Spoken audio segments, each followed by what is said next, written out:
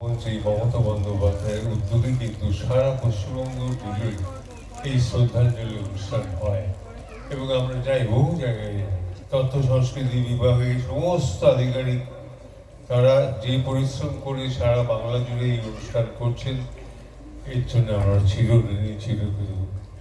এই সমস্ত মহান শিল্পীদের অবদান কোনোদিন আমরা ভুলতে পারবো না, কোনো দিন নয়। এরা একবারই আসেন, একবার বারবার এরা আসেন। সুতরাং এমন একটি দিনে আপনাদের কাছে উপস্থিত হতে পেরে আমরা অত্যন্ত নিজেদের ধন্য মনে করছি, অত্যন্ত ধন্য মনে করছি। নমস্কার, একটু ভালো ফুল দিন থাকে, তারপরে এই ভাগ্যবন্টের তো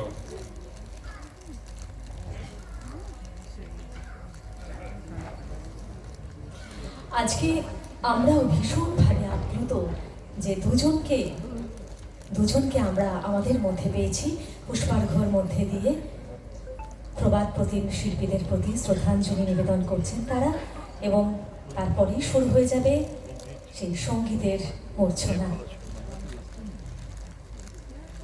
আপনাদের জানিয়ে রাখি, শ্রদ্ধাঞ্জলি অনুষ্ঠানের আজকের প্রথম পর্যায় তো শেষ হতেই চলেছে।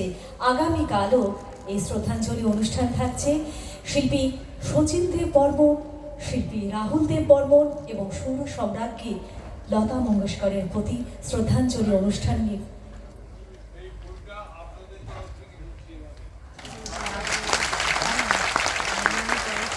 একদম ঠিক কথাই বলেছেন দাদা।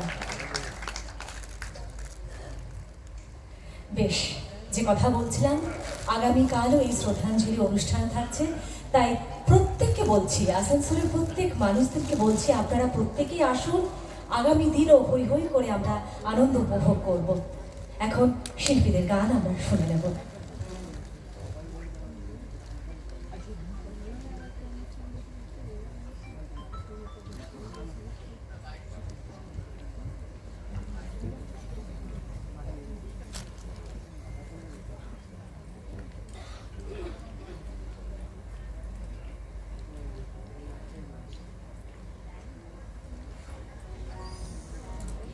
শুধু এমনটার গান গায়, অন্য কারো গান গাইতে পারে না।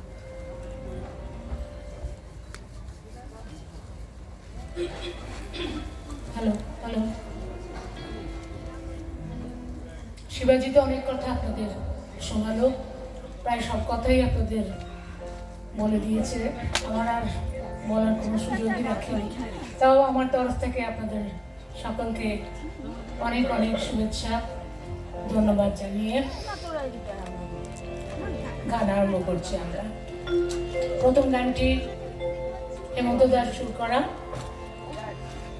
ভালোবাসা ভালোবাসা ছবিতে আমি এই গানটি গিয়েছিলাম।